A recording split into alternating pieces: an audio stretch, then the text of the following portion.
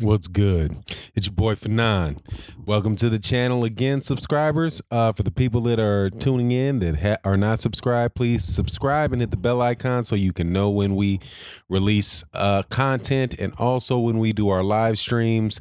And thank you to everybody that supports the channel in Super Chat, Venmo, and Patreon. Your support is much, much appreciated. This morning, I'm going to talk about Manny Pacquiao and Bob Arum, Terence Crawford, and how Bob Arum would like for Lucas Matthysse to consider facing Terence Crawford next. And in the process of doing so, absolutely trashes Manny Pacquiao. You can tell that there's a lot of bad blood between Bob Arum and Manny Pacquiao promotions. And as we know, there's been a lot of issues about whether or not Manny Pacquiao was still being represented by Top Rank during the announcement of this bout between Matthysse and Manny Pacquiao. Prior to that, Bob Arum was in the newspaper saying it's not going to happen. They don't have the money. You know, what happened with all of these other bouts that Manny Pacquiao is supposed to be having.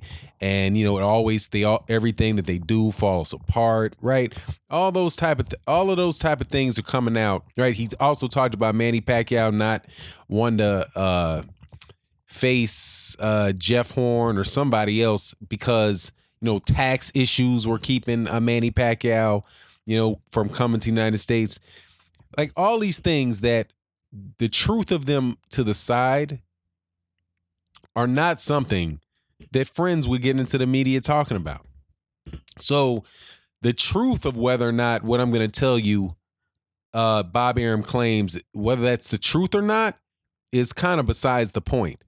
But what is clearly the case is that Bob Arum is trying to set up a situation where Lucas Matthysse, he sounds as if he'd be happy if Lucas Matthysse did not face Manny Pacquiao, but instead faced Terence Crawford. Because we know the one thing about Terence Crawford is he's a terrific fighter, my number one pound for pound guy without a doubt. However, there are very limited options for him at welterweight as far as who he can actually face, being managed by Top Rank. Very few options of legitimate contenders who are managed by anyone other than the PBC. Top Rank really doesn't have any other welterweights. And that's a little bit of a catch for Terence Crawford and where he goes in the 147-pound division without crossing over and going and fighting people from the PBC. Now, Bob Arum, let me go through what he said and give you the tone of this attitude he has with Manny Pacquiao. And this is from a report that was released today, or actually yesterday, forgive me, by Dan Rafael of ESPN. Bob Arum eyes fall fight for Terence Crawford. Vasyl Lomachenko rehabbing in the Ukraine. Top Rank chairman Bob Arum promotes numerous top boxers and elite prospects, but the best of the bunch are lightweight world champion Vasyl Lomachenko and welterweight world titleist Terence Crawford, who's ranked number 1 and number 2 respectively in the ESPN's pound for pound ratings, which is an absolute joke. But when we talk about, I'm going to go down in the article a little bit. He said, as for Crawford, who's 33-0 with 24 KOs, as for who Crawford would face, Arum said nothing has been decided yet. One possibility is unbeaten contender Jose Benavidez, who impressively knocked out then undefeated Frank Rojas in the first round of the Crawford-Horn undercard. But in the event that a bout between Manny Pacquiao and secondary welterweight titleist Lucas Matthysse doesn't come off, There are numerous issues with that. There are numerous issues with that fight, which is scheduled for July 15th in Kuala Lumpur, Malaysia. Arum said he would talk to Matthysse promoter Golden Boy Promotions about matching Crawford with Matthysse. I don't know what's going on with that bout. But if it doesn't happen, I would hope to talk to Golden Boy about having Matthysse fight Crawford. Top Rank is Pacquiao's longtime promoter, but it is not promoting the Matthysse bout. It is only handling the American television distribution, while Pacquiao's MP Promotions is the promoter of the event.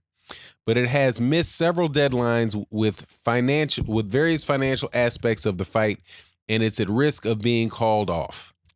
The initial payment of $500,000 was made to the Golden Boy Matthysse camp when the bout was signed. The rest of the money for their side, $2 million, according to a source, that source is Arum, is more than a month past the deadline for when it was supposed to be deposited in an escrow account to hold the money until after the fight takes place. Golden Boy declined comment on the issue, but Matthysse continues to train with Joel Diaz in Indio, California in preparation for the bout.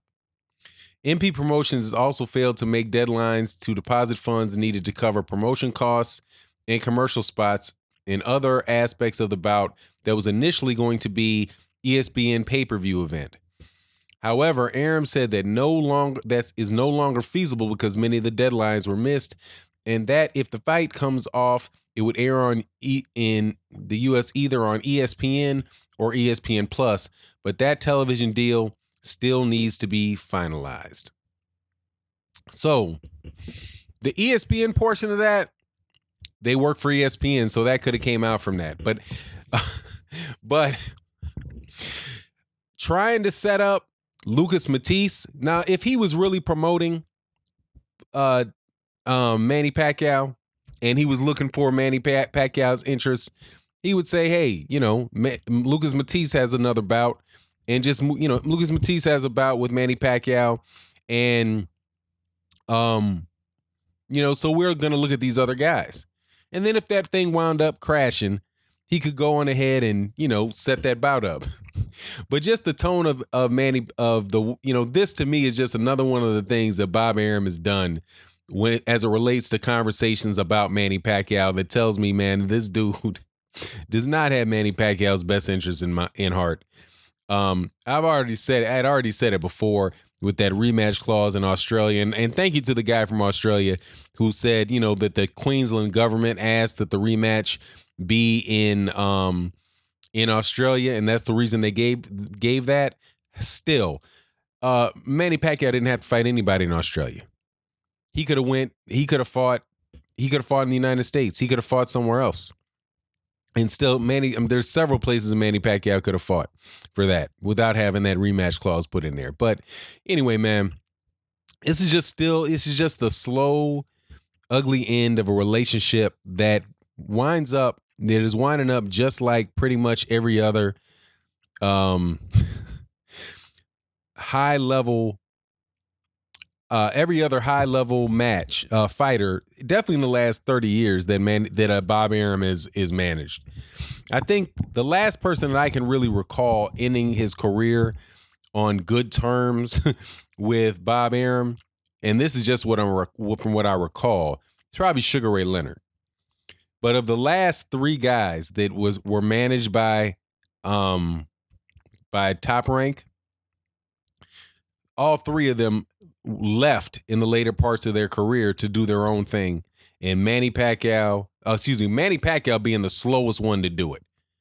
And I think that might be because Manny Pacquiao had a manager that was so close to Bob Arum, and also the fact that, I don't know what was going on with Manny Pacquiao. Manny Pacquiao should have been out of Top Rank a long time ago. And the thing that I hope is that Terence Crawford sees this.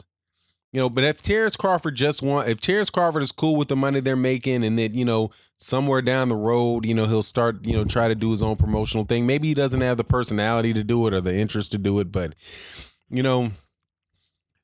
it just seems to me that all of these relationships with Bob Arum go south towards the end, and they definitely going to go south when you become when you go from being, as Dan Rayfield refers, the best of the bunch, right? The best of the horses of in the stable of Top Rank, to being, not the best.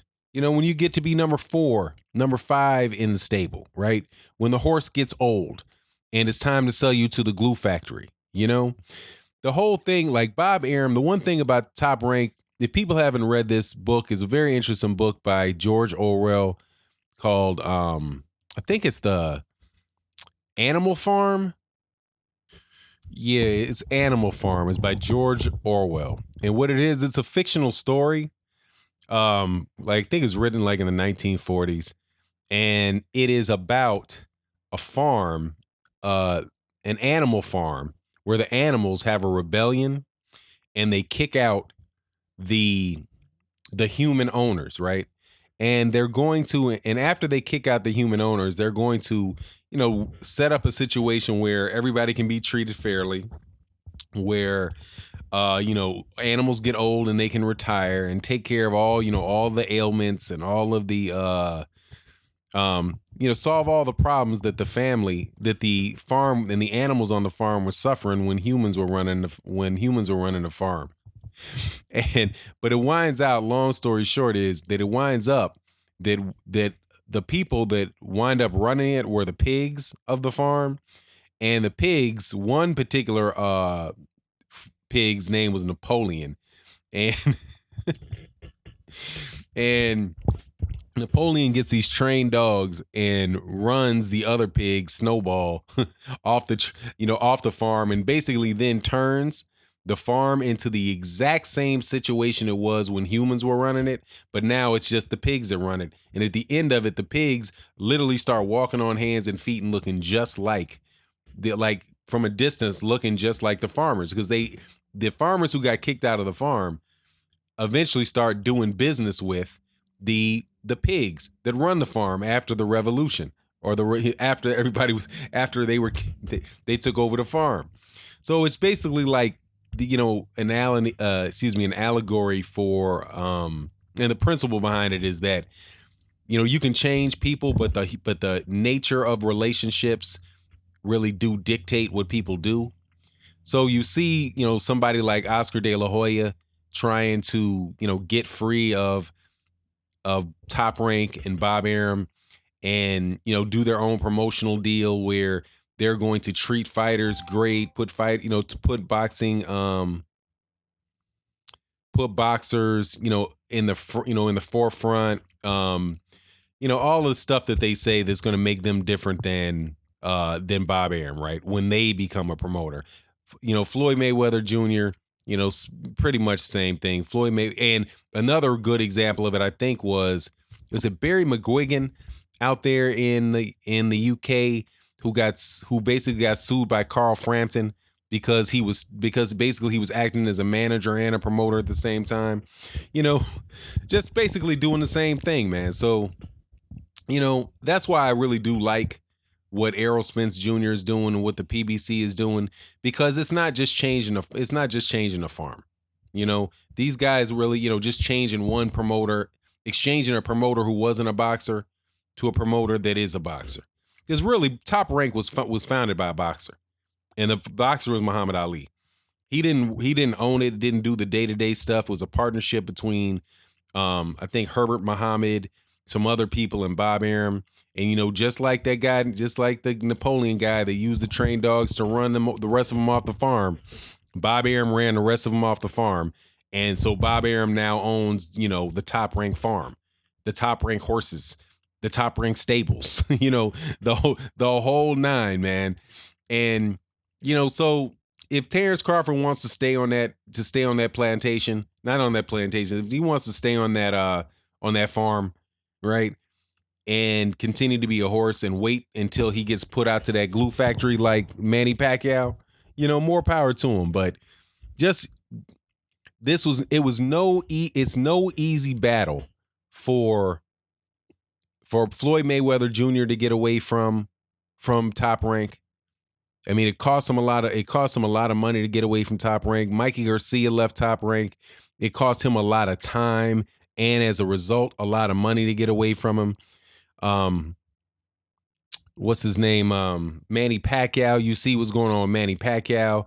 Manny Pacquiao's been, Manny Pacquiao made a lot of money in his career, and I'm sure, a lot of the stuff you got to put on, he's a Hall of Fame fighter, right? But, you can see that Bob Arum is being very, very resisting him moving on to the next stage of his career. And quite honestly, the best thing that Manny Pacquiao suited to do was be involved in boxing. And if he wants to promote in Malaysia, if he wants to bring revenue to the people of Malaysia, to the Philippines and the people in that area of the world, that's a good thing to do, man. I'm not saying that there is no need for promoters, right? I do believe that you do need promoters. You do need situations where you have somebody that can help bring along young boxers, give them opportunity to face other young boxers in boxing events. That's how they make their living. So I think that there is a valuable aspect to promoters. It's just that, when you get to from my observation, I guess that's a better way to say it. When you get to the point of your career of a Manny Pacquiao, when you get to the point of your career, where Manny Pacquiao at a certain point did not need Bob Arum to let the world know who he was. Once everybody knew who he was. And now you see that what Manny Pacquiao might need is a better business manager. But I'd have a suspicion. I really do have a suspicion that the reason that these bouts can't happen in the United States, and the reason that there's issues with this money and them getting money on certain times, could very well have a lot to do with Bob Arum. It could very well have something, because that's what Manny Pacquiao's camp had claimed before, that the reason that the money fell out, didn't show up for the last bouts, was because Bob Arum was putting lawsuits on people, right? He would act in the public as if he was okay with the bout, he's okay with the bout happening if it happened, but at the same time, he's got lawyers sending cease and desist letters to financiers for the event, to try to make sure they he would rather have the event shut down, because he's claiming that he's still Manny Pacquiao's promoter. And you see in this article, he's still claiming he's Manny Pacquiao's promoter. So you just don't know what's going on with Bob Arum and Manny Pacquiao. But, I hope for a good ending for Manny Pacquiao. But, if it doesn't, and Lucas Matthysse winds up facing Terence Crawford, who cares? Really? Lucas Matthysse is a almost 40-year-old shop-worn dude that isn't going to bring any luster to Terence Crawford. And really, for the boxing aspect of it, I would much, much rather see Terence Crawford be able to just fight the guys in the PBC, because they're really the only guys that are available for him that can really test him. Lucas Matthysse is not going to test him. Lucas Matthysse got blown out by Danny Garcia years ago at 140 pounds. Lucas Matthysse is slow as frozen molasses. Jose Benavidez is going to get destroyed. Neither one of those guys are on the level of a Terence Crawford. Neither was Jeff Horn. The only people that are going to test Terence Crawford are the boxers in the PBC, whether that be a Sean Porter, a Danny Garcia, Errol Spence Jr., Keith Thurman. Those are the guys that are going to be able to test him. It's not going to be the guys over there on Top Rank. So, it is what it is. I certainly hope that this fight with Lucas Matthysse and Manny Pacquiao comes off. I would very much love to see it. If not, I'm not interested in seeing Terence Crawford versus Lucas Matthysse. Lucas Matthysse got blown out by Postol, right? Somebody that Terence Crawford beat. Terence Crawford beat the guy that stopped Lucas Matthysse. So, I just don't, there's nothing in that. There's nothing in that bout for me. So anyway, we'll see what's happened. We'll see what is happening with that, what winds up happening with that. And with that, I'm out. Peace.